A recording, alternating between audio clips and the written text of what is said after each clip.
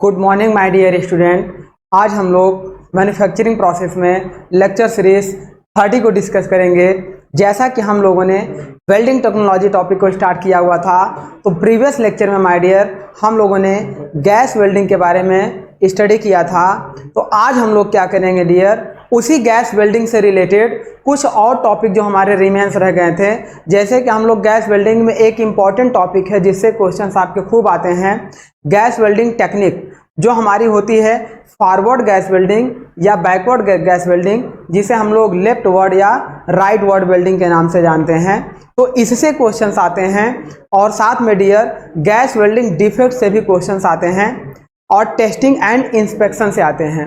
तो चलिए आज का टॉपिक हम स्टार्ट करते हैं पहले गैस वेल्डिंग टेक्निक से, देन आफ्टर हम लोग गैस वेल्डिंग में कुछ हमारे डिफेक्ट्स होंगे उनको पढ़ेंगे। तो आइए डियर शुरू करते हैं आज का टॉपिक। गैस वेल्डिंग में जो वेल्डिंग टेक्नोलॉजी है, मतलब हम लोग जो वेल्डिंग तकनीकी यूज करते हैं, दैट मीन्स डियर, जैसे सपोज करिए कि ये हमारे पास एक वर्क पीस था और ये हमारे पास एक दूसरा वर्क पीस था। अब दोनों को अगर हमें वेल्ड करना है गैस के माध्यम से, तो हमें आपको पता होना चाहिए कि इसमें एक फिलर रॉड की रिक्वायरमेंट होगी। Without filler rod gas welding possible नहीं है। अब साथ में ये हमारे पास वेल्डिंग टॉर्च की जरूरत होगी। अब ये जो वेल्डिंग टॉर्च है डियर, ये कुछ इस तरीके से बनती है। यहाँ पर कंबस्शन चैम्बर होता है, इधर से ऑक्सीजन गैस जाती है और यहाँ से एसिटिलीन गैस आती है। देन आफ्टर इसे हम लोग अलग अलग कनेक्ट कर देते हैं, एक को ऑक्सीजन पाइप से, एक को एसिटिलीन पाइप से। तो ये तो सारी टेक्निक हमने बता रखी है।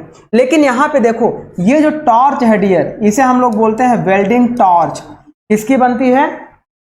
ये हमारी जो बनती है, जैसे देखिए ये तो हमारा हो गया आपका बेस मेटल का ही रखते हैं, बेस मेटल का रखते हैं। जिस मेटल की वेल्डिंग करनी है, अगर सपोज करो एल्यूमिनियम की करनी है तो एल्यूमिनियम का रखेंगे, स्टील की करनी है तो स्टील का, कॉपर की करनी है तो कॉपर का। लेकिन वेल्डिंग टॉर्च केवल और केवल कॉपर का बनाते हैं। तो ये चीज आप ध्यान रखेंगे। अब वेल्डिंग टेक्निक का मतलब क्या है? वेल्डिंग टेक्निक का मतलब ये है, ये जो हम लोग फिलर रॉड यूज कर रहे हैं, ये हमारे वर्कपीस से कुछ डिग्री एंगल पे हम लोग इसको क्या करते हैं, लगातार ऐसे फीड देते हैं। साथ में ये हमारा जो टॉर्च है, यहाँ पे आर्क बनेगी, लेकिन टॉर्च का भी आप देखो वर्कपीस से कुछ एंगल बनेगा। इसे आप पैरेलल आगे बढ़ाओ तो यहाँ पे ये जो थीटा एंगल बनेगा, या थीटा 1 ये हो जाए और इसे आगे बढ़ाओ ये थीटा 2 हो जाए। तो ये दोनों एंगल हमारे डिपेंड करते हैं वेल्डिंग टेक्नोलॉजी के लिए। जैसे सपोज करो कि हम कोई पेन लिख रहे हैं, अगर हम बिल्कुल इस बोर्ड कैसे परपेंडिकुलर करके लिखेंगे तो देखो हम कोई भी चीज आसानी से लिख नहीं पाएंगे, डिफिकल्ट होगा।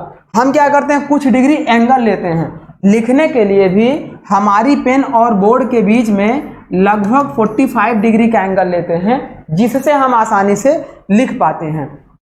या केवल बोर्ड के लिए ही नहीं है, जब हम पेन कॉपी पर भी लिखते हैं तो भी यही टेक्नोलॉजी यूज की जाती है। अब आगे बढ़ते हैं अपनी वेल्डिंग टेक्निक में। तो पहला तो आपने देखा कि ये हमारा क्या है, टॉर्च एंगल है, और दूसरा हमारा क्या है, फिलर रॉड एंगल है। दोनों का एंगल कहां से लेंगे? वर्कपीस से लेंगे। अब इसके बाद अब देखो, इस टॉर्च से अगर हम वेल्डिंग करें, इतनी चीजें रिमूव करके आपको कुछ और बता रहे हैं। देखिए सपोज करिए जब हम वेल्डिंग स्टार्ट कर दें तो ऐसे मान लीजिए ये वर्कपीस हो गया।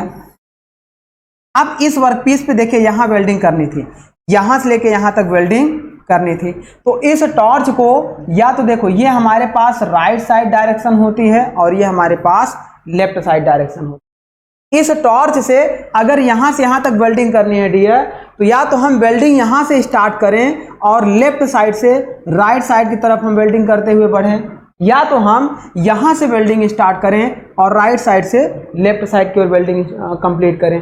तो इन्हीं दोनों टेक्निक को हम लोग बोलते हैं वेल्डिंग टेक्नोलॉजी।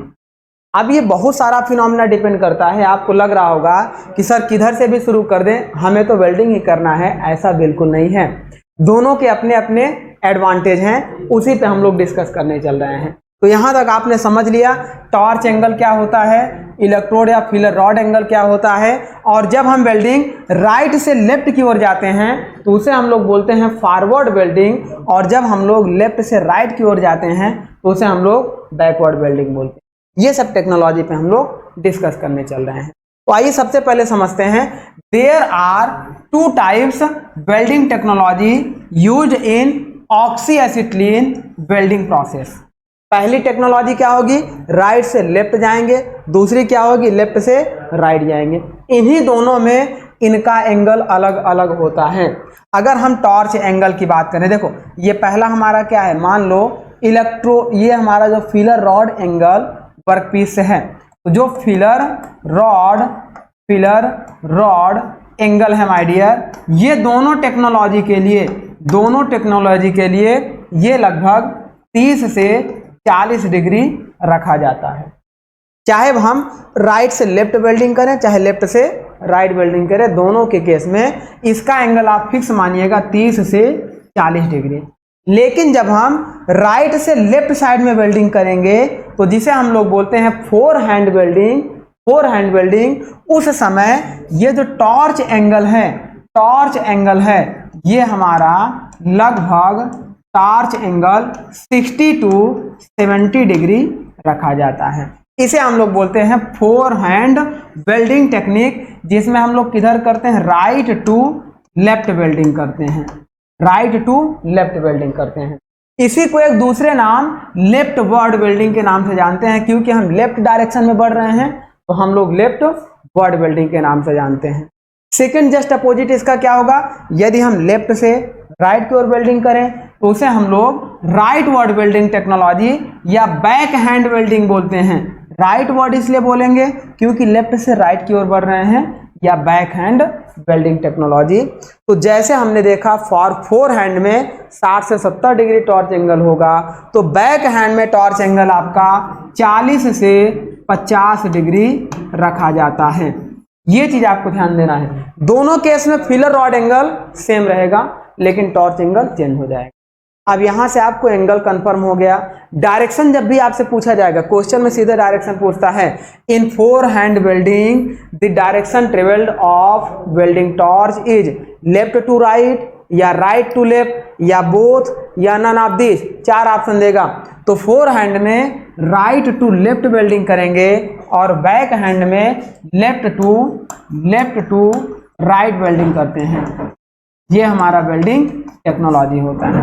अब इस पे बहुत सारे इंपॉर्टेंट पॉइंट हैं कि ऐसी टेक्निक हम लोग यूज कर रहे हैं, तो इसके क्या एडवांटेज और क्या डिसएडवांटेज हैं, आइए उसी पे डिस्कस करते हैं।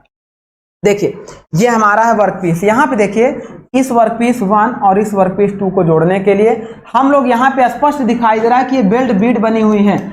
इसका मतलब इधर वेल्डिंग नहीं हुई है। मतलब हम समझ सकते हैं कि अगर ये राइट डायरेक्शन है और ये लेफ्ट डायरेक्शन है, तो इसमें वेल्डिंग राइट टू लेफ्ट हो रही है, जिसे हम लोग फोर हैंड वेल्डिंग के नाम से जानते हैं। इसी को हम लोग लेफ्ट वर्ड वेल्डिंग भी कहते हैं।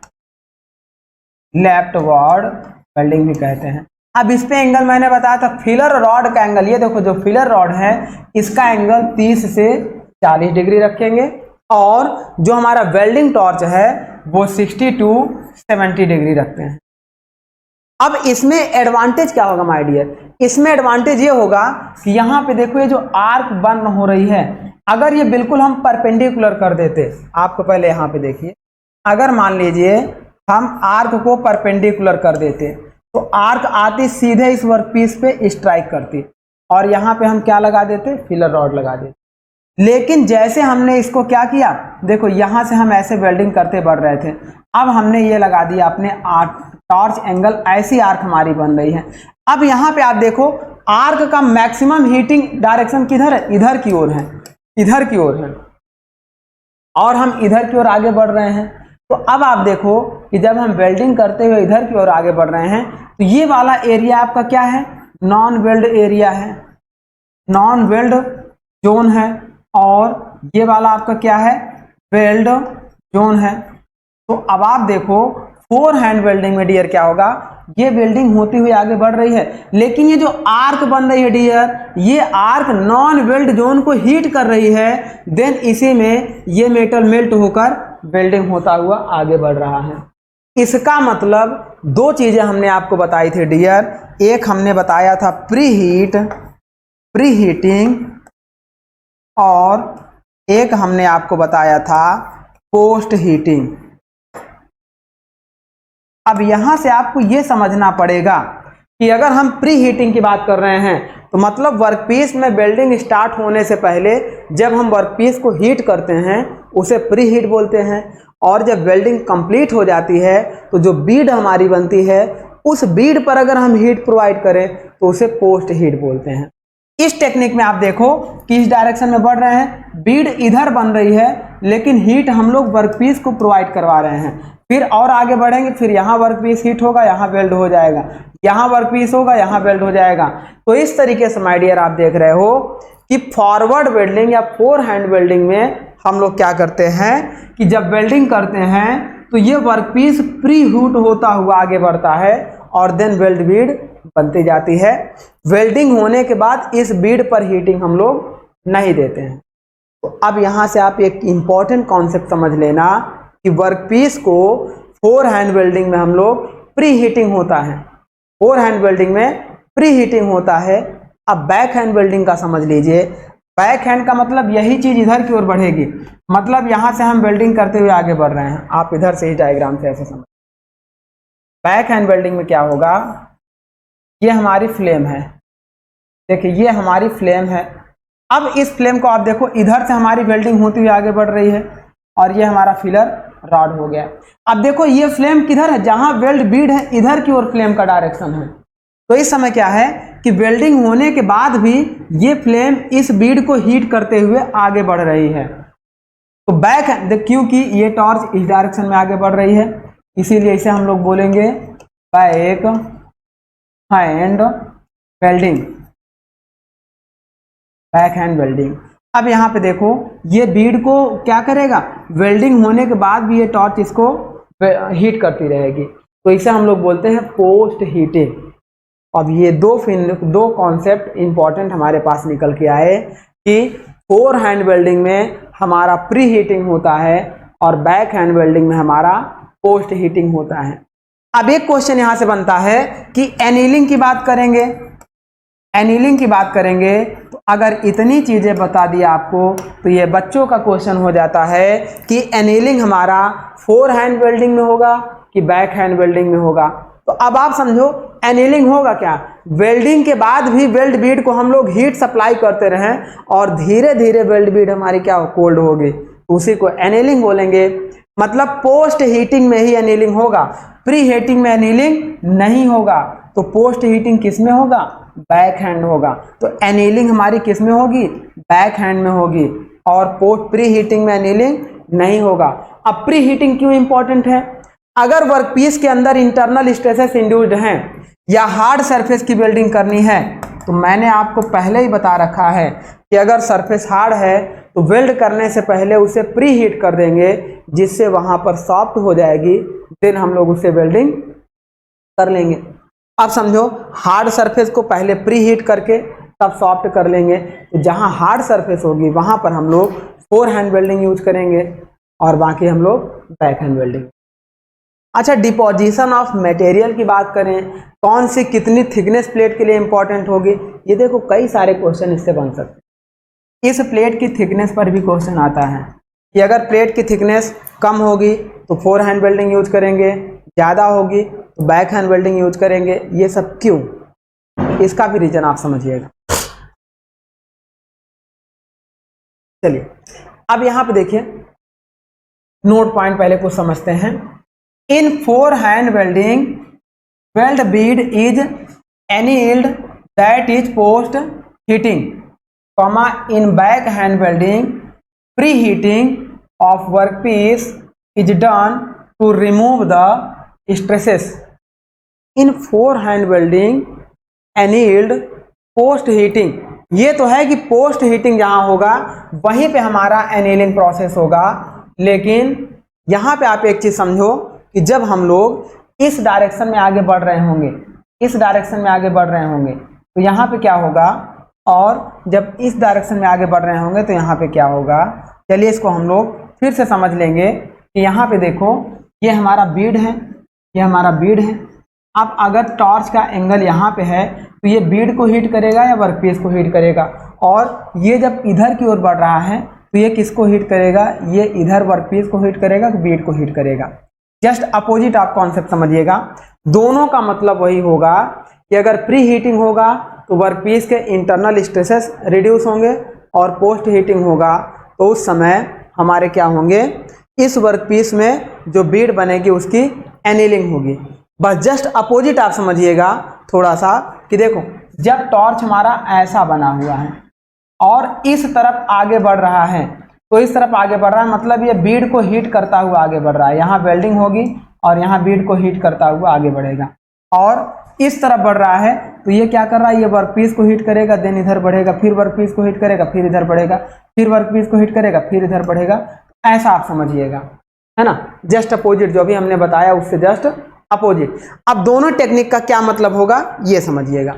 देखिए, in forehand welding weld bead is annealed that is post heating. अगर मान लो फोर हैंड में हम इस डायरेक्शन में बढ़ रहे हैं और हम ये समझे कि ये वेल्डिंग होने के बाद भी ये आर्क इस वेल्ड बीड को हीट करती रहेगी, तो इस समय हमारा क्या होगा, इस समय ये बीड एनील्ड रहेगा।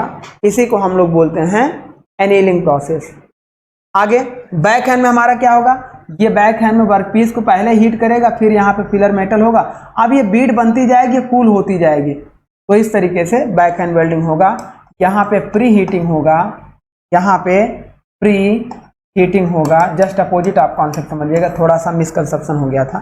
और यहाँ पे क्या होगा, पोस्ट हीटिंग होगा। चलिए नेक्स्ट बात करते हैं आगे। In forehand welding 20 to 25% less acetylene is required than back hand welding. आप समझो, फोर हैंड, ये क्वेश्चन पूछा गया है, फोर हैंड वेल्डिंग में 20 से 25% एसिटिलीन की क्वांटिटी कम लगती है सेम फिलर मटेरियल को मेल्ट करके वेल्ड करने के, लेकिन बैक हैंड वेल्डिंग में उतनी क्वांटिटी ज़्यादा लगती है। आगे बढ़ते हैं। Hence the value of more temperature is required from a four hand welding is 20 to 25% faster than back hand welding. अब स्पीड की बात करेंगे। स्पीड का मतलब यहाँ से लेकर यहाँ तक वेल्ड करने में जितना टाइम हमें लगेगा उसको डिस्टेंस से डिवाइड कर देंगे, तो distance upon time is called speed, weld speed. तो स्पीड हमारी किस में ज़्यादा होगी, फोर हैंड वेल्डिंग में, और कितनी ज़्यादा होगी, लगभग 20 से 25 गुना ज़्यादा होगी। आगे बात करते हैं। In forehand welding bead is heated through the arc and bead is allowed to cool through annealing process so that weld bead stress are removed and bead strength gets increased। मतलब देखो, अगर हम four hand welding की बात करें, इस direction में हम वेल्डिंग को आगे बढ़ाएं, तो वेल्डिंग टॉर्च क्या है, इस बीड को मेल्ट होने के बाद भी हीट अप कर रहा है, आगे बढ़ रहा है, जिससे क्या होगा कि इस बीड के अंदर क्विंचिंग कूलिंग नहीं होगा, एनीलिंग होगा, और ये धीरे धीरे कोल्ड होगा, जिससे यहाँ का स्ट्रेंथ ज़्यादा होगा और मैकेनिकल प्रॉपर्टीज भी इसकी इम्प्रूव होंगी।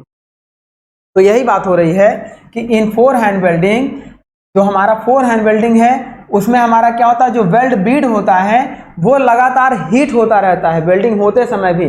मान लो हम यहाँ पर वेल्डिंग कर रहे हैं, उस समय भी आर्क इसको हीट कर रही है, आर्क इसको हीट कर रही है, इधर भी हमारा वेल्डिंग हो रहा है, इधर भी आर्क इसको हीट कर रही है, तो इसीलिए हम इसको बोलते हैं post heating. Then in back hand welding pre heating of work, ये तो हो गया, यहाँ पे देखो यहाँ तक हमारा हो गया। That is mechanical properties are increased and less distortion of welding bead. Bead की बात करेंगे तो जब इसे हम लोग पोस्ट हीटिंग देंगे तो इसकी मैकेनिकल प्रॉपर्टीज भी इंप्रूव करेगी, साथ में इस पर डिस्टॉर्शन बहुत मिनिमम, टूट फूट बहुत मिनिमम मिलेगा। ये एडवांटेज होता है पोस्ट हीटिंग का। आगे बात करते हैं next point. In back hand welding workpiece is heated by arc, hence internal stresses are removed from workpiece. This process is called pre heating of workpiece. अब यहाँ पे देखो, अगर वेल्डिंग टॉर्च इस डायरेक्शन में आगे बढ़ने लगे तो ये क्या करेगा, इसे वो हीट करेगा। आप ऐसे देखो, ये वर्कपीस हमारा था। अब ये टार्च देखो, ये फ्लेम हमारी बन गई और इस तरीके से ये हमारी टॉर्च हो गई। अब ये फ्लेम क्या, इधर की ओर हमारा वेल्ड होता हुआ आगे बढ़ रहा है। ये फ्लेम क्या करेगी, यहाँ पे वेल्डिंग भी करेगी, साथ में इस वर्कपीस को प्री हीट भी कर रही है। तो इससे क्या होगा, इस वर्कपीस की प्री हीट करने पर जो भी इस वर्कपीस के अंदर इंटरनल स्ट्रेसेस इंड्यूस्ड थे पहले से, इंटरनल स्ट्रेसेस हमारे इंड्यूस्ड थे, उन्हें रिमूव करेगा और फिर इसे मेल्ट करेगा। देन आफ्टर एक प्रॉपर होमोजेनियस मिक्सचर बनेगा और वेल्डिंग कंप्लीट होगी। तो इसे हम लोग बोलते हैं प्री हीटिंग। चलिए, that is called pre heating. तो ये ध्यान देना माय डियर, जो मिसकंसेप्शन था उसे दूर करिएगा। प्री हीटिंग आपकी बैक हैंड वेल्डिंग में होगी और पोस्ट हीटिंग आपकी फोर हैंड वेल्डिंग में होगी। चलिए नेक्स्ट बात करते हैं, बाकी सारी चीजें वही रहेंगी। Four hand welding is used for vertical welding process and back hand welding is used for horizontal and overhead welding process. अब एक चीज समझो, अगर हम वेल्डिंग प्रोसेस की बात करेंगे तो फोर हैंड वेल्डिंग केवल और केवल फोर हैंड वेल्डिंग केवल और केवल वर्टिकल प्रोसेस में यूज की जाएगी। ये दो प्लेटें थी, इन दो प्लेटों को वेल्ड करना था तो हम इस तरह से आगे की ओर वेल्ड करते हुए बढ़ेंगे, ऊपर की ओर वेल्ड करते हुए बढ़ेंगे। इसे बोलते हैं four hand. Back hand welding क्या होगा, हॉरिजॉन्टल, मतलब ये देखिए एक प्लेट ये थी और एक प्लेट ये थी। अब इन दोनों प्लेटों को वेल्ड करना था तो अब चाहे इधर से इधर की ओर चाहे इधर से इधर की ओर वेल्ड करेंगे तो ये हमारा होगा बैक हैंड वेल्डिंग। और ओवरहेड मतलब अगर हमें छत की सीलिंग वगैरह पे वेल्डिंग करना है तो उसे हम लोग बैक हैंड वेल्डिंग से वेल्ड करेंगे। आगे देखिए, इनर लुमिनस कोन लेंथ। अब देखो, इनर लुमिनस कोन लेंथ की बात करेंगे तो वेरी वेरी इंपॉर्टेंट क्वेश्चन है। आपका क्वेश्चन इससे आता है, इसका क्या मतलब है ये समझिए। यहाँ पे देखो, ये इंपॉर्टेंट पॉइंट है, इनर लुमिनस कोन। देखो जब भी डियर हम लोग क्या कर, सपोज करो ये टार्च हो गई। अब यहाँ टार्च से ये जो हमारा देखो आर्क बनेगा, एक आर्क हमारी ऐसी बनेगी और एक आर्क हमारी ऐसी बनेगी। अब ये वाली जो बनती है माय डियर, इसी को हम लोग बोलते हैं इनर ल्यूमिनस कोन।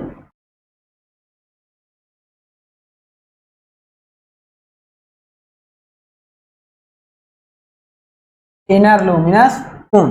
अब इसका टेम्परेचर देखो सबसे मैक्सिमम होता है, तो इस इनर ल्यूमिनस कोन के लेंथ की बात करेंगे यहां से लेके यहां तक, तो किसमें कितना बनेगा, तो देखो सबसे ज्यादा कार्बोराइजिंग में बनेगा, उससे कम न्यूट्रल में बनेगा और उससे कम ऑक्सीडाइजिंग में बनेगा। तो ये थोड़ा सा आप सीक्वेंस याद रखना।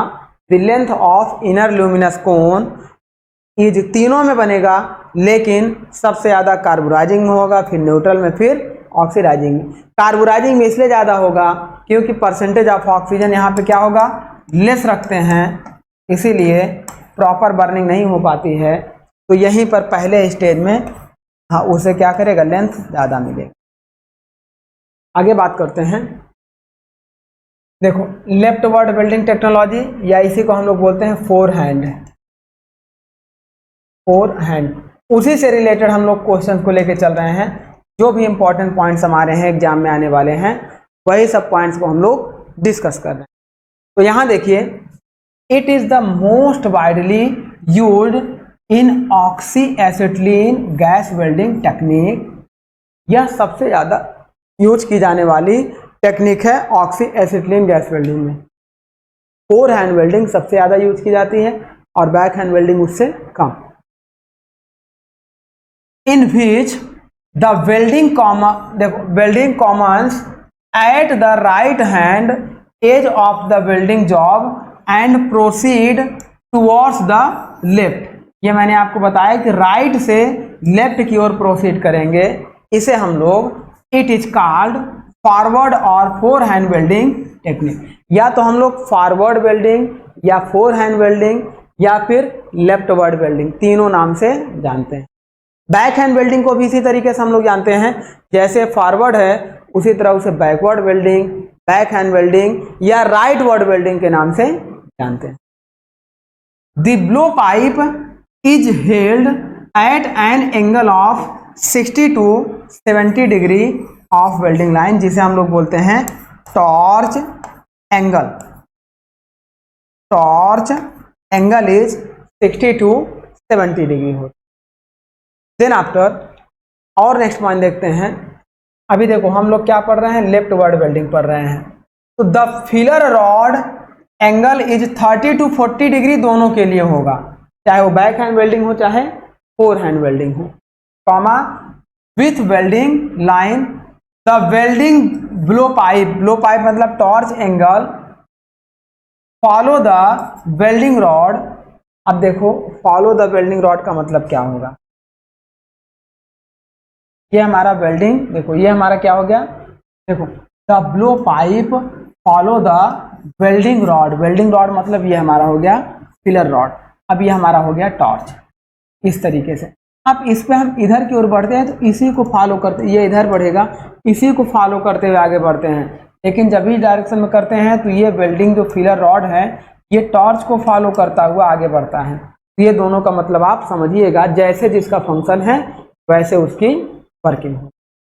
Then after the welding flame is directed away from the deposit weld metal. ये वही चीज है जो अभी तक हम लोगों ने पढ़ा है। नेक्स्ट अब देखो लेफ्ट वर्ड वेल्डिंग टेक्नोलॉजी में एक हम लोगों ने डायग्राम ये देखा है। तो यहाँ पे देखो ये हम लोग पढ़ेंगे बैकवर्ड वेल्डिंग या back hand welding. Back hand welding, back hand welding जैसे हम लोग फोर हैंड वेल्डिंग पर है तो वैसे ही बैक हैंड वेल्डिंग। यहाँ वेल्डिंग किधर से होगी, लेफ्ट डायरेक्शन से राइट डायरेक्शन की ओर, ये है आपका डायरेक्शन। और यहाँ पे टॉर्च, ये फिलर रॉड एंगल आपका 30 से 40 कांस्टेंट रहेगा, लेकिन टॉर्च एंगल आपका 40 से 50 डिग्री रखा जाएगा। अब यहाँ पे देखो ये टॉर्च क्या करेगी, इस वर्कपीस को प्री हीट करेगा और आगे बढ़ता जाएगा, तो इसे हम लोग बोलेंगे प्री हीटिंग। चलिए नेक्स्ट, ये मत देखिएगा आप, ये हमारा किसका है, बैक हैंड वेल्डिंग का है। नेक्स्ट देखिए, इसी को राइट वर्ड वेल्डिंग भी बोलते हैं, क्योंकि हमारी क्या होगी, लेफ्ट से राइट की ओर वेल्डिंग होती है। तो बैक हैंड वेल्डिंग का 3 नाम देखो, बैक हैंड वेल्डिंग के नाम से भी इसे हम लोग जानते हैं, और इसे हम लोग बैकवर्ड वेल्डिंग, बैकवर्ड वेल्डिंग के नाम से जानते हैं, और इसे हम लोग राइट वर्ड वेल्डिंग के नाम से जानते हैं, राइट वर्ड वेल्डिंग के नाम से जानते हैं। तो इस तरीके से 3 नाम हमारे होते हैं बैक हैंड वेल्डिंग के। नेक्स्ट देखिएगा, it is an oxyacetylene gas welding technique in which welding begins at left hand edge of the workpiece and proceed to right side. तो यही चीज मैंने बताया कि लेफ्ट साइड से स्टार्ट होगा और राइट साइड में इसे हम लोग एंड करते हैं। ये हमारी वेल्डिंग टेक्निक कहलाती है बैक हैंड वेल्डिंग। आगे बात करते हैं, this technique was developed to assist the production work on thick steel plate above 5 mm so as to produce economic weld of the good quality। पहले इस बात का आप मतलब समझिएगा कि वेल्ड प्लेट की थिकनेस से क्या मतलब। थिकनेस का मतलब ये जो हमारे वर्क पीस हैं इसकी थिकनेस को हम लोग वेल्ड प्लेट थिकनेस बोल रहे हैं, वेल्ड प्लेट थिकनेस। अब यहाँ पे देखो फोर हैंड और बैक हैंड वेल्डिंग दोनों की बात करेंगे। फोर हैंड में ये टॉर्च इस डायरेक्शन में बढ़ेगा, यहाँ वेल्डिंग बीड होगा, ये बीड को भी हीट करेगा और हमारा किसको करेगा, वर्कपीस के साथ साथ फिलर रॉड को भी हीट करेगा। बैक हैंड वेल्डिंग में जस्ट अपोजिट होगा, इधर की ओर हम लोग बढ़ेंगे, ये बीड हमारी बनती चली जाएगी, यहाँ वर्कपीस रहेगा। बैक हैंड में ये आर्क वर्कपीस को भी हीट करेगा, बीड पे कुछ एनर्जी देगा और इसको फिलर रॉड को भी हीट करेगा। तो बैक हैंड में आपका वर्कपीस को मेल्ट कर रहा है, और इसे बोलते हैं हम लोग क्या, प्री हीटिंग। और फोर हैंड में वेल्ड बीड को हीट करेगा, तो इसे हम लोग पोस्ट हीटिंग बोलते हैं। तो दोनों के अकॉर्डिंग लगभग हम लोग 5 से 25 mm थिक प्लेट को आसानी से जोड़ते हैं गैस वेल्डिंग में।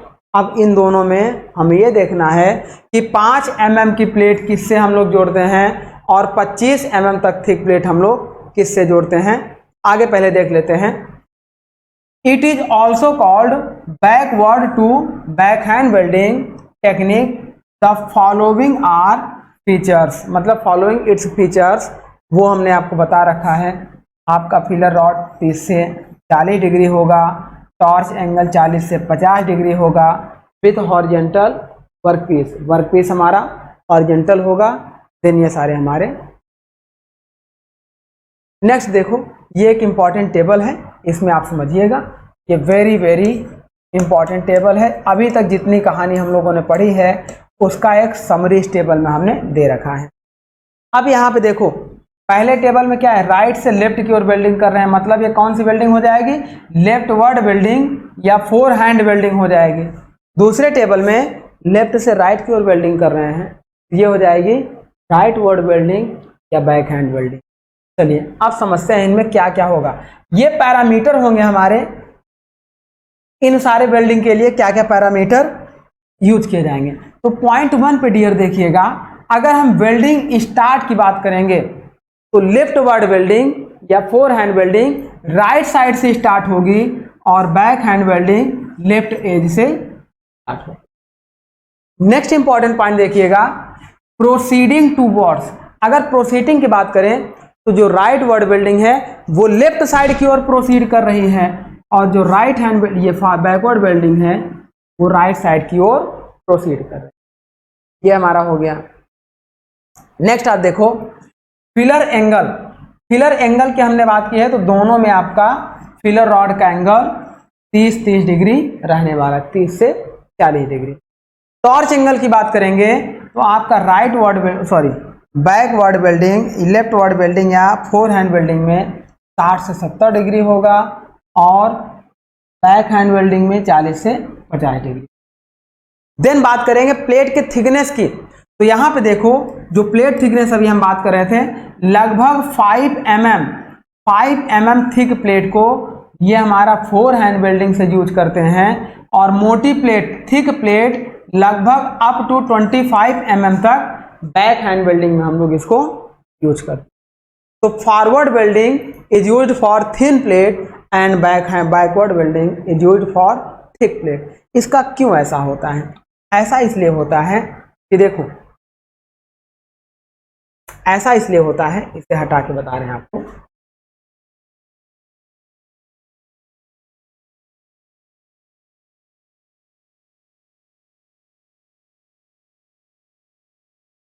Four hand welding thin plate के लिए क्यों यूज होगा?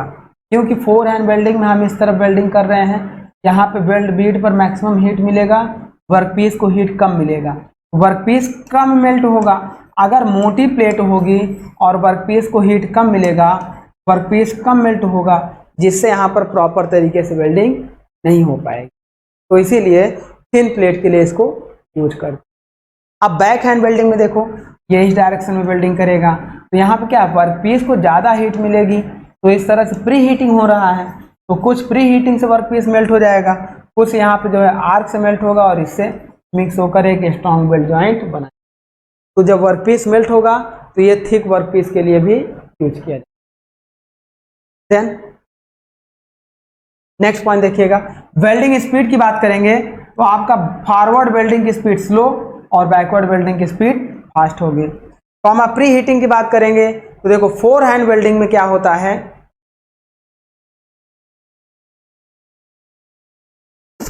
ये हमारा हो जाएगा 4 हैंड वेल्डिंग में, ये हमारा क्या हो जाएगा, पोस्ट हीटिंग। एक मिनट, 4 हैंड वेल्डिंग देखो, अगर इस डायरेक्शन हम लोग करेंगे तो यहाँ पे हमारा क्या हो जाएगा, पोस्ट हीटिंग होगा और यहाँ पे हमारा क्या हो जाएगा, प्री हीटिंग हो जाएगा। ये थोड़ा सा आप समझ लेना जो मैंने अभी आपको बताया है। देन बात करेंगे बैक फायर क्या होता है। बैक फायर क्या होता है, आप समझिएगा कि जब हम लोग टॉर्च को बंद करते हैं तो वहाँ पे बहुत तेज़ी से आवाज़ आती है। जैसे हम लोग वेल्डिंग टॉर्च को वेल्डिंग कंप्लीट करके टॉर्च को बंद करते हैं तो आप देखो बहुत तेज़ी से चट की आवाज़ आती है। तो इस आवाज़ को आने का रीज़न क्या होता है, वो समझ। देखो आवाज आपकी क्या, स्मॉल एक्सप्लोशन वहां पे होता है, बहुत छोटा सा विस्फोट होता है वहां टॉर्च पे। कब होता है? Eight certain time during flame ignition in gas building. जब हम लोग फ्लेम को इग्नाइट कर रहे होते हैं, माचिस लगाकर हमने फ्लेम को जलाई, तो वहां पे एक इग्निशन स्मॉल होगा, चट की आवाज आएगी। और जैसे हम लोग बंद करेंगे तो वहां पर भी वही प्रॉब्लम होगी। तो जब हम लोग at certain time during flame ignition in gas building a small explosion, एक छोटा सा एक्सप्लोशन होगा, हल्का सा विस्फोट होगा, off the flame occurs at the torch tip, comma the flame may or may not go off, this is backfire. तो यहां से आप समझिए the flame may or may not go off, this is backfire. जब हम लोग flame को बंद करें और फ्लेम क्या हो, जलती रहे, तो वहां पे उसे हम लोग बोलेंगे बैक। आगे बात करते हैं इसके केसेस क्या होते हैं बैकफायर के। A backfire is caused when the gas pressure setting is low. जब गैस प्रेशर की सेटिंग हम लोग स्लो कर देंगे तो वहां बैकफायर के चांसेस बने रहेंगे। Comma the nozzle is overheated, अगर नोजल ओवरहीट हो जाएगा तो ऑटोमेटिक वहां से गैस की सप्लाई थोड़ी थोड़ी होती रहेगी और आर्क आपकी मेंटेन रहेगी। Comma the nozzle orifice is blocked by carbon, welding होते होते उस नोजल के हेड पर, ये नोजल हो गया, अब इसके हेड पर कार्बन ऐसे क्या हो जाए, जम जाए, तो इसे हम लोग क्या बोलेंगे, यहाँ पे बैकफायर होती रहेगी। Comma the nozzle torch the molten pool and there is leakage near the nozzle, nozzle के पास अगर कोई गैस की हमारी ऐसे लीकेज होती रहेगी तो यहाँ पर बैकफायर बनी रहेगी। तो ये हमारा होता है बैकफायर से रिलेटेड। अब ये हमारा हो गया माय डियर गैस वेल्डिंग का प्रॉपर कॉन्सेप्ट हम लोगों ने कंप्लीट कर लिया। अब आइए नेक्स्ट टॉपिक हम लोग देख लेते हैं। कुछ हमारे पास ब्रेजिंग और सोल्डरिंग से रिलेटेड भी क्वेश्चंस आते हैं, ब्रेजिंग एंड सोल्डरिंग से रिलेटेड भी क्वेश्चंस आते हैं। तो ब्रेजिंग में ब्रेजिंग वायर से आता है, ब्रेजिंग फ्लक्स से आता है, सोल्डरिंग में सोल्डरिंग वायर और सोल्डरिंग फ्लक्स से आता है, दोनों के टेम्परेचर से आते हैं। तो इन सब चीज़ों को हम लोग बेसिक पढ़ लेते हैं और इनका एप्लीकेशन। तो ब्रेजिंग क्या होता है, 427 डिग्री या उससे कम डिग्री पर टेम्परेचर पर वेल्ड करते हैं, और सोल्डरिंग उससे अधिक टेम्परेचर पर, सोल्डरिंग कम टेम्परेचर पर करते हैं और वेल्डिंग अधिक टेम्परेचर पर करते हैं। तो सोल्डरिंग में आपका क्या होता है, सोल्डर वायर होता है जो लेड और टिन का बना होता है, जो इस तरीके से आपका दिखाई देता है। सोल्डरिंग में आपका जो सोल्डर वायर होता है वह कुछ इस तरीके का बना होता है। इस सोल्डर वायर का यूज करके हम लोग कुछ इलेक्ट्रॉनिक इक्विपमेंट्स को आपस में वेल्ड करते हैं। इसमें होता क्या है, एक हमारे पास गन होती है, उस गन को हम लोग किसका बनाते हैं, या तो हम लोग कास्ट आयरन का बनाते हैं या हाई कार्बन स्टील का बनाते हैं। तो अब इसकी तरह उस गन पे इसको मेल्ट कराते हैं, मेल्ट कराकर वर्कपीस के ऊपर ड्रॉप कराते हैं, जिससे हमारे वायर आपस में वेल्ड हो जाते हैं। तो इसमें क्या होता है, सेमी, ये हमारी कैसी वेल्डिंग है, ये तो ना तो देखो एक वर्कपीस मेल्ट होगा, वर्कपीस मेल्ट नहीं होगा, केवल और केवल यह रॉड या वायर फ्यूज होगा और उसके ऊपर ड्रॉप के रूप में चला जाएगा। तो इसे हम लोग क्या बोलेंगे, यह प्रॉपर होमोजेनियस वेल्डिंग नहीं होगा, इसे हम लोग बोलते हैं ऑटोजेनियस वेल्डिंग। ये हमारा liquid oblique solid state welding होती है। तो सबसे ज़्यादा इसका उपयोग इलेक्ट्रॉनिक इंडस्ट्रीज में करते हैं। अब देखिए इस पे आइए कुछ इंपॉर्टेंट पॉइंट्स डिस्कस करते हैं। तो सबसे पहले हम लोग स्टार्ट करते हैं my dear, brazing and soldering में पढ़ते हैं कि ब्रेजिंग क्या होता है एंड सोल्डरिंग क्या होता है। तो देखो सोल्डरिंग आपका क्या होता है, एक आपके पास होता है लेड एंड टिन और एक आपके पास होता है zinc and copper, zinc and copper. अब यहां पे देखो जहां पर lead and tin PB and SN का यूज किया जाए एज ए सोल्डर वायर, इसे हम लोग as a solder wire use करते हैं, और जिंक एंड कॉपर को as a brazing flux use करते हैं, ब्रेजिंग फ्लक्स यूज करते हैं। सोल्डरिंग में जो सोल्डर वायर होता है इसे हम लोग सोल्डर के नाम से जानते हैं, और ब्रेजिंग में जो ब्रेजिंग वायर होता है इसे हम लोग फ्लक्स के नाम से जानते हैं। सोल्डरिंग आपका लो टेम्परेचर पर किया जाता है और ब्रेजिंग आपका हाई टेम्परेचर पर किया जाता है। लो टेम्परेचर का मतलब यह है कि जब सोल्डरिंग करेंगे तो वहां पर सोल्डर वायर को मेल्ट कराने के लिए मैक्सिमम 427 डिग्री या 430 डिग्री तक टेम्परेचर ही जनरेट कर पाएंगे। ये अप टू टेम्परेचर है, अप टू। लेकिन ब्रेजिंग की अगर बात करेंगे तो ये हमारा 427 से एबव टेम्परेचर होगा। और लगभग कितना टेम्परेचर होता है एग्जाम में पूछेगा तो यह तो 450 से 800 डिग्री सेंटीग्रेड या कुछ ऐसा भी होगा। 450 से 800 डिग्री सेंटीग्रेड, या फिर आपको ऐसा भी दे देगा 800 degree centigrade to 1400 degree centigrade, ये हमारा टेम्परेचर होता है ब्रेजिंग का। तो इस तरीके से हम लोग सोल्डरिंग और ब्रेजिंग को परफॉर्म करते हैं। अब इसमें देखिएगा कुछ इंपॉर्टेंट पॉइंट्स को हम लोग डिस्कस करते हैं कि जैसे ब्रेजिंग की बात करेंगे तो ब्रेजिंग में होता क्या है। आप समझो कि अगर आपको दो पाइप को वेल्ड करना है, पाइप कौन सी, जो हमारी जीआई पाइप होती है, जीआई, इसे हम लोग बोलते हैं गैल्वेनाइज्ड आयरन पाइप। इस पे पाइप के अंदर जो हमारी स्टील की पाइप होती है उसके ऊपर जिंक की कोटिंग कर दी जाती है जिससे जंग नहीं लगता है। उसी पाइप को जीआई पाइप बोलते हैं, यानी कि गैल्वेनाइज्ड आयरन पाइप कहते हैं। गैल्वेनाइजिंग प्रोसेस से जिंक की कोटिंग कर देते हैं। अब उस जीआई पाइप को आपस में अगर वेल्ड करना है, मान लो ये पाइप हो गई, अब एक पाइप को इस पाइप से वेल्ड करना है तो हम लोग क्या करेंगे, यहाँ पे एक लगा देंगे वेल्डिंग के लिए, सॉकेट लगा देंगे। अब सॉकेट लगाने के बाद हम लोग एक पेस्ट लेंगे और कुछ इस तरीके से हम लोग देखो इस तरीके से हम लोग प्रोसेस को अप्लाई करेंगे। ये जैसा आपको दिखाई दे रहा है, यहाँ से हमारे पास फिलर रॉड होगा और ये जो फिलर रॉड हमारे पास होगा माय डियर, फिलर रॉड, ये जो फिलर रॉड होगा वो हमारा किसका होगा, जिंक एंड कॉपर का होगा। साथ में इस ट्यूब को देखो इस तरीके से हम लोग क्या कर रहे हैं, वेल्ड कर रहे हैं। ये जो मटेरियल आपको दिखाई दे रहा है इसी मटेरियल को हम लोग बोलते हैं फ्लक्स, इसी मटेरियल को हम लोग बोलते हैं फ्लक्स। तो इस तरीके से इस पूरे प्रोसेस को हम लोग ऑपरेट करें। चलिए अब आगे बढ़ते हैं। Brazing is the joining of metal through the use of heat and filler metal. चाहे सोल्डरिंग हो चाहे ब्रेजिंग हो, दोनों में dear heat and filler metal का यूज करेंगे एंड प्रेशर का यूज इसमें नहीं करेंगे। Then metal whose melting temperature is above 450 degree centigrade, और 450 से कितना, या तो 800 डिग्री सेंटीग्रेड या फिर लगभग 1400 डिग्री सेंटीग्रेड तक हम लोग क्या करेंगे, मेल्ट करेंगे। But below the melting point, लेकिन जिस भी वर्क पीस पे हम लोग वेल्ड कर रहे हैं उसके मेल्टिंग पॉइंट से बिलो तक रखते हैं। And then after welding process is completed, this process is called brazing process. आगे देखिएगा इस तरीके से हम लोग इस प्रोसेस को अप्लाई करेंगे। देन द ब्रेजिंग प्रोसेस में देखिएगा the composition of brazing alloy is significantly different from that of base metal. जब हम लोग सोल्डरिंग करेंगे तो वहां पर भी सोल्डर वायर हमारा किसका यूज होगा, या तो लेड एंड टिन का यूज होगा जो बेस मेटल से डिफरेंट होगा। और ब्रेजिंग में भी ये हमारा क्या होगा, बेस मेटल से डिफरेंट मेटल को यूज कर। जैसे the strength of the brazing alloy is substantially lower than the base metal.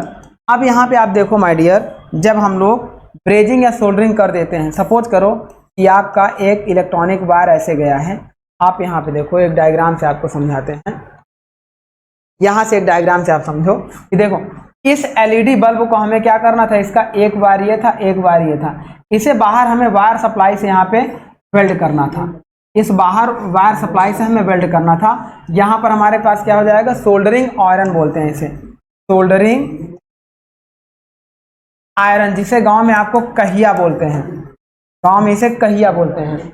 अब इस सोल्डरिंग आयरन को जैसे हम लोग एक नेगेटिव टर्मिनल और एक पॉजिटिव टर्मिनल प्रोवाइड कराएंगे, तो जैसे आपका प्रेस होता है, प्रेस पे जब हम लोग पावर सप्लाई देते हैं तो उसकी लोअर सरफेस क्या होती है, हीट होने लगती है।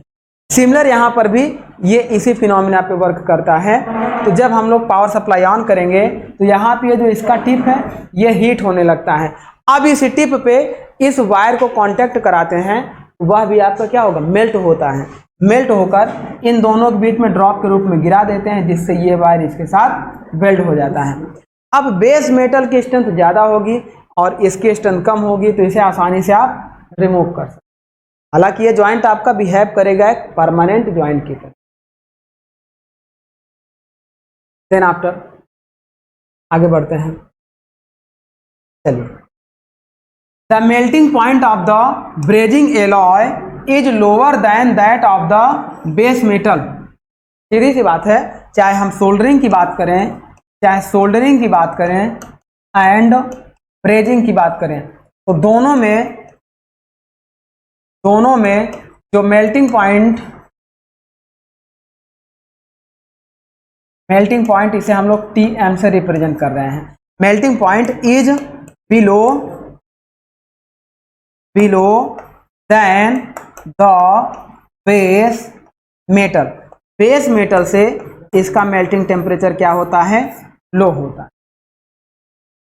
Then after the brazing process में हम लोग क्या करेंगे, कैपिलरी एक्शन और capillary attraction draw the molten filler metal into the joint even against the flow of the gravity. हम लोग क्या करते हैं कि मान लो जैसे इस ट्यूब को जोड़ना है, यहाँ पे हम लोग मोल्टन मेटल को सप्लाई करना चाह रहे हैं, यहाँ से मोल्टन मेटल है, तो कैपिलरी एक्शन में क्या होता है कि विदाउट एक्सटर्नल फोर्स लगाए मेटल ग्रेविटी के अगेंस्ट ऊपर साइड में चढ़ने लगता है। क्यों? Due to cohesion force and due to adhesion forces. Adhesion cohesion force की वजह से कैपिलरी एक्शन आपका होता है। अब ये सरफेस को क्या करता है, पकड़ के राइज करता है और यहाँ पे आके इसको वेल्ड कर देता है। तो ड्यू टू अगेंस्ट ग्रेविटी ये हमारा मोल्टन मेटल राइज करके वेल्ड करता है। इन ब्रेजिंग ऑपरेशन, सोल्डरिंग में नहीं है। चलिए, commonly use brazing alloy mixture of copper and zinc. जो ब्रेजिंग एलॉय हमारे होते हैं वो कॉपर एंड जिंक के बनाए जाते हैं और इसका क्वेश्चन पूछा गया है, इसे हम लोग फ्लक्स में। Flux is called in brazing and soldering में क्या होता है, सोल्डर वायर। देन आफ्टर देखो, अगर एडवांटेज और डिसएडवांटेज की बात करेंगे तो all metal can be joint, लेकिन कुछ मेटल के लिए रिस्ट्रिक्टेड किया जाता है जिनका मेल्टिंग टेम्परेचर बहुत कम होता है। और सबसे ज़्यादा बेनिफिट होता है कि आपका सिमिलर और डिसिमिलर मेटल को आसानी से वेल्ड कर सकते हैं। सिमिलर और डिसिमिलर मेटल को आसानी से वेल्ड कर सकते हैं।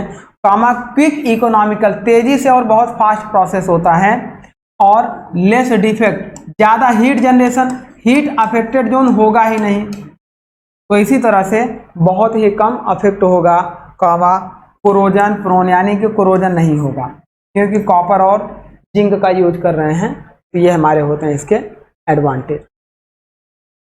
फ्लक्स का मतलब हमारा क्या होगा, copper plus zinc. Flux play a very important part in brazing. Without flux के हम लोग वेल्डिंग नहीं कर पाएंगे ब्रेजिंग ऑपरेशन में।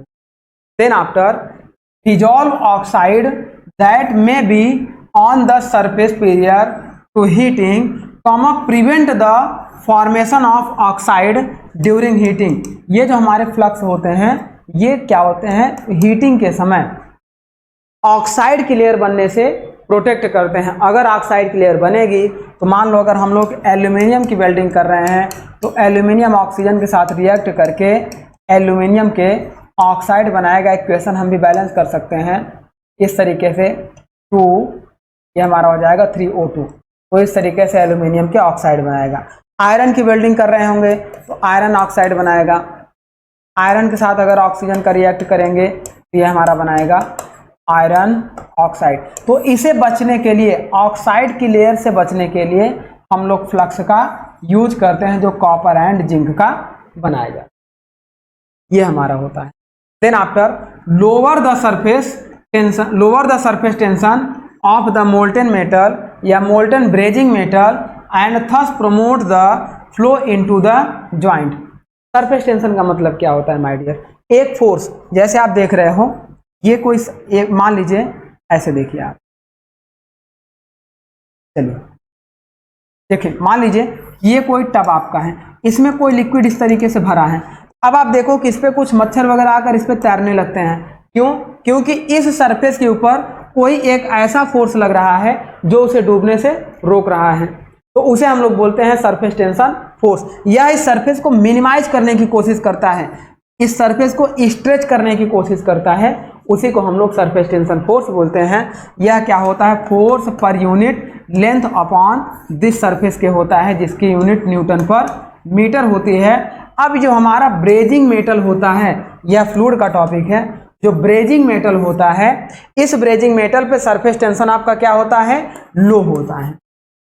और ड्यू टू कैपिलरी एक्शन ये हमारा अगेंस्ट ग्रेविटी राइज करके जहां पर वेल्डिंग करनी होती है वहां पर फिल हो जाता है, जिससे आसानी से सभी सरफेस के अंदर वह मेटल डिपॉजिट होकर प्रॉपर ज्वाइनिंग बनाता है। चलिए आगे बात करते हैं। नेक्स्ट नोट पॉइंट की बात करते हैं। While the flux will be dissolve modest amount of oxide, they are not cleaners। अब इसका मतलब तो आप समझ गए हैं कि अगर हमारे कुछ अशुद्धियां मिल जाएंगी तो हमारे क्या होंगे? थोड़े से डिसिमिलर सरफेस बनाएंगे, उसकी स्ट्रेंथ आपकी वीक होगी। देन आफ्टर आगे बात करते हैं। Spelter is a composition of about equal parts of copper and zinc use for brass. अगर ब्रास मेटल की वेल्डिंग करनी हो तो वहां पर हम लोग शेल्टर का यूज करते हैं, जो हमारा क्या होता है? 50% कॉपर एंड 50% जिंक को लेकर यूज किया जाता है, जिसे शेल्टर कहते हैं, जिसका उपयोग ब्रास की वेल्डिंग में। ब्रास मेटल क्या होता है आपको मालूम होगा। जैसे हमारे एल्यूमिनियम होते हैं, जो हमारे जूस निकालने के ठेले वगैरह पे जो जूस निकालने वाली मशीन होती है, हैंडमेड चलाई जाती हैं, तो वो जो जूस निकालने वाली मौसम्बी वगैरह किस तरीके से होती हैं आपने देखा होगा। ऐसे कंटेनर बने होंगे और यहाँ पे आपका इस तरीके से हैंडल बना होगा, तो ये हमारी किसकी होती है? एल्यूमिनियम की नहीं होती है, ये ब्रास की बनाई जाती है। एल्यूमिनियम और ब्रास में अंतर क्या होता है? देखने में दोनों सेम लगते हैं, बट डिफरेंट इतना होता है कि ब्रास आपका हार्ड होता है, एल्यूमिनियम आपका सॉफ्ट होता है। अगर हम इम्पैक्ट लोड देंगे तो एल्यूमिनियम आपका बर्दाश्त कर लेगा, शॉक एब्जॉर्ब कर लेगा, लेकिन ब्रास आपका क्रैक होकर टूट जाएगा। आप दोनों ब्रास और एल्यूमिनियम के बर्तन को लो और कुछ हाइट से आप छोड़ दो, तो एल्यूमिनियम आपको वहां से पिचक सकता है, दब सकता है, अपने शेप को चेंज कर सकता है, लेकिन ब्रास टूट के अलग हो जाए। ये होता है ब्रास। चलिए आगे बात करते हैं। देखो सोल्डरिंग की बात कर रहे हैं, अब हम लोग सोल्डरिंग की बात कर रहे हैं। तो ये था हमारा ब्रेजिंग ऑपरेशन। देन सोल्डरिंग की बात कर रहे हैं। सोल्डरिंग में भी हमने आपको बताया है कि किसका यूज करेंगे? लेड एंड टिन का यूज करेंगे, जो हमारा क्या होता है? लेड यानी कि पीबी, टिन यानी कि एसन, तो इसका यूज करेंगे। चलिए अब ये बात कर रहे हैं, बाय डेफिनेशन की बात कर रहे हैं। Soldering is a brazing type operation where the filler metal as a base metal और melting temperature is below than 450 degree centigrade. कहीं पे आपको इसको 427 डिग्री सेंटीग्रेड मिलेगा, या 429 या 430 भी मिलता है, तो लगभग इसके अप्रॉक्स भी दिया रहता है। अगर एग्जाम में देगा तो इन तीनों में कोई एक ही देगा, तीनों एक साथ नहीं देगा, इस चीज की आप टेंशन नहीं लीजिएगा। चलिए comma, strength of the filler metal is low होता है, जैसे हमारा ब्रेजिंग में होगा वैसे सोल्डरिंग में होगा। Soldering is use for neat leak proof joint और लो रेजिस्टेंस इलेक्ट्रिकल ज्वाइंट। ये हमारे जितने भी इलेक्ट्रिकल एंड इलेक्ट्रॉनिक ज्वाइंट्स में तो मैक्सिमम इसका उपयोग इलेक्ट्रॉनिक्स ज्वाइंट में किया जाता है। लेकिन ब्रेजिंग का उपयोग मैक्सिमम कहाँ पे किया जाता है? अगर ब्रेजिंग के यूज की बात करेंगे तो मैक्सिमम आपके किस में किए जाते हैं? पाइप फिटिंग में किए जाते हैं, लीक प्रूफ ज्वाइंट बनाने में किए जाते हैं। इस तरीके से ब्रेजिंग का यूज करते हैं। और सोल्डरिंग का मैक्सिमम यूज इलेक्ट्रॉनिक्स इंडस्ट्रीज में किया जाता है, जितने भी सर्किट वगैरह आपस में जोड़ने होते हैं। Then after not suitable for high temperature, लगभग ये लो टेम्परेचर 450 डिग्री सेंटीग्रेड तक ही एप्लीकेबल हो। अब देखो यहाँ पे एक हमने दिखाया हुआ है हाउ टू सोल्डर, कैसे हम लोग सोल्डरिंग करते हैं। तो ये हमारे पास क्या होता है? एक सोल्डरिंग रॉड होता है, जिसे सोल्डरिंग आयरन बोलते हैं, जिसे हम लोग कहिए के नाम से जानते हैं। तो इसमें हम लोग क्या करते हैं? एक तरफ नेगेटिव एक तरफ पॉजिटिव पावर सप्लाई करते हैं। तो यहाँ पे एक हमारे पास आयरन रॉड होती है, यह हीट करती है। अब इस आयरन रॉड के ऊपर, इसके टिप के ऊपर ये हमारे पास सोल्डर होता है, इस सोल्डर को कांटेक्ट कराते हैं तो यह सोल्डर मेल्ट होता है। देन मेल्ट होकर इसे ड्रॉप के रूप में, जिस भी वायर के रूप में, सपोज करो एक वायर और एक वायर, इन दोनों वायर को जोड़ना था तो दोनों को पास ले आएंगे और ये हमारे पास क्या था, टॉर्च था, इसके ऊपर हमारे पास ड्रॉप थी, इसको हम लोग यहाँ पे गिरा देंगे तो ये दोनों को आपस में वेल्ड कर देगा। लेकिन इसकी स्ट्रेंथ आपकी वीक होगी किसके, इन दोनों के बेस मेटल के स्ट्रेंथ। ये सोल्डरिंग के केस में भी और ब्रेजिंग के केस में भी फॉलो होगा। चलिए और एक चीज समझना, यहाँ पे केवल सोल्डर वायर ही मेल्ट हो रहा है, वर्कपीस आपका सॉलिड स्टेट में ही जुड़ रहा है, तो इसीलिए इस वेल्डिंग को ऑटोजेनियस वेल्डिंग बोलते हैं। मतलब इस वेल्डिंग को solid oblique liquid state welding बोलते हैं। एक मेटल सॉलिड स्टेट में ही रहेगा और एक मेटल लिक्विड स्टेट में। तो इस एलईडी बल्ब को हमें जोड़ना था, इसके दो वायर निकले हुए हैं, यहाँ से हमें इसको वायर से कनेक्ट करना था, तो इस तरीके से पूरा प्रॉपर फंक्शन हमने परफॉर्म किया। चलिए अब यहाँ पे देखो सोल्डर वायर क्या होता है। इस तरीके से एक हमारे पास वायर होता है, जैसे सोल्डर वायर कहते हैं, इसे थोड़ा थोड़ा हम लोग गला गला कर यूज करते हैं। Most solders are alloy of lead and tin, maximum आप लेड एंड टिन सोल्डर का यूज करते हैं। Then there commonly used alloy content of 60, 50 and 40% tin, all melt below the 240 degree centigrade.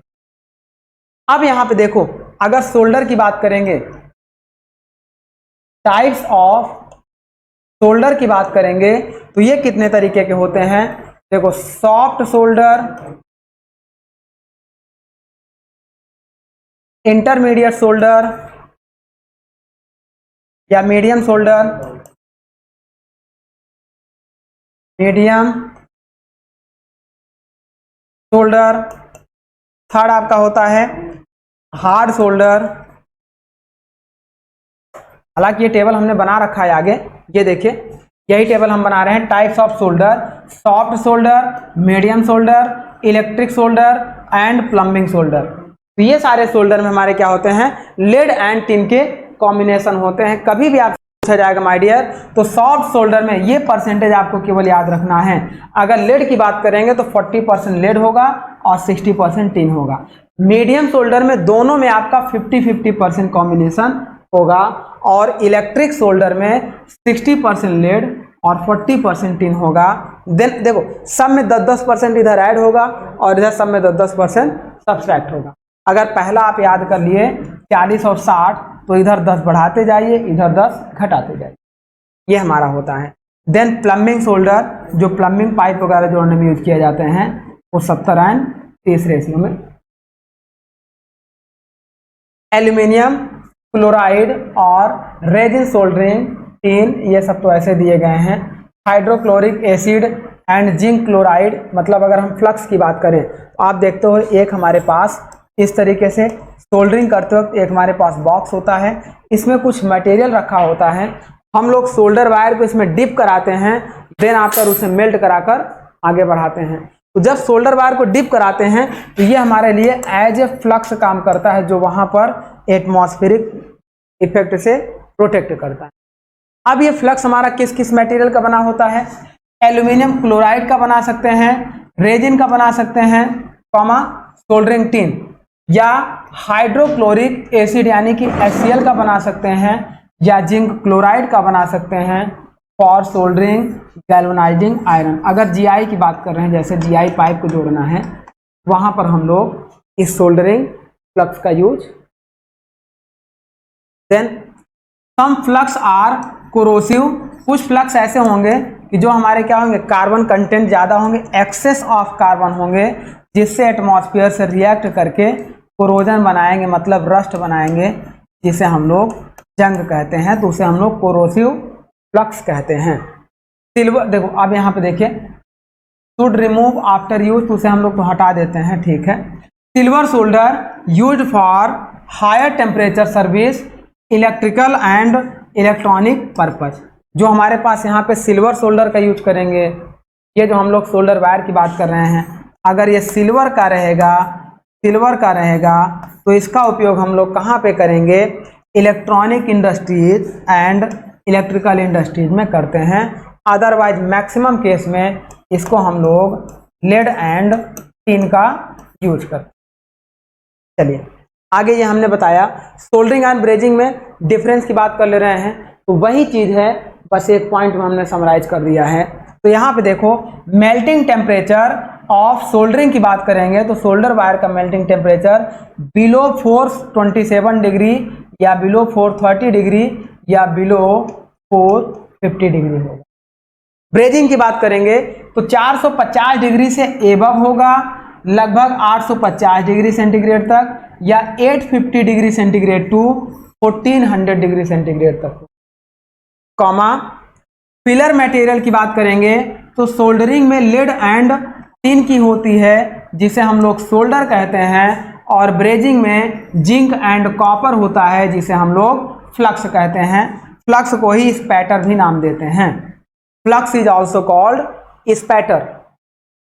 Then यहां देखिए in this process strength, देखो in his process strength of joint is less होता है। Soldering की strength less होती है, brazing की मोर होती है, लेकिन इन दोनों की आपस में ही कंपैरिजन हो रहा है। अदर वेल्डिंग ज्वाइंट के रिस्पेक्ट में इन दोनों की स्ट्रेंथ बहुत वीक होती है। तो ये केवल और केवल माइक्रो लेवल, माइक्रो स्ट्रक्चर में छोटे छोटे कंपोनेंट्स की वेल्डिंग करने के लिए यूज किए जाते हैं। आगे बात करते हैं use in all type of electronic industries and brazing की बात करेंगे तो use in pipe fitting, valve, making leak proof joints में हम लोग ब्रेजिंग का यूज करते हैं। देन टाइप्स ऑफ सोल्डर मैंने आपको डिस्कस कर दिया है। अब ये था माय डियर हमारा आज का वेल्डिंग लेक्चर, जिसमें हम लोगों ने क्या किया था, डिफरेंट टाइप्स ऑफ वेल्डिंग हम लोगों ने पढ़ा। आर्क वेल्डिंग पढ़ा, हम लोगों ने थर्मिट वेल्डिंग पढ़ा, गैस वेल्डिंग पढ़ा, सोल्डरिंग एंड ब्रेजिंग पढ़ा। अब हम लोग क्या करेंगे, इससे रिलेटेड वेल्डिंग के कुछ डिफेक्ट्स होंगे और उन डिफेक्ट्स को चेक करने के लिए कुछ हम लोग इंस्पेक्शन मेथड यूज करेंगे। कुछ वेल्डिंग पहले इंस्पेक्शन करेंगे, कुछ वेल्डिंग करते समय इंस्पेक्शन करेंगे और कुछ वेल्डिंग के बाद करेंगे। तो उसे हम लोग बोलेंगे वेल्डिंग टेस्टिंग एंड इंस्पेक्शन।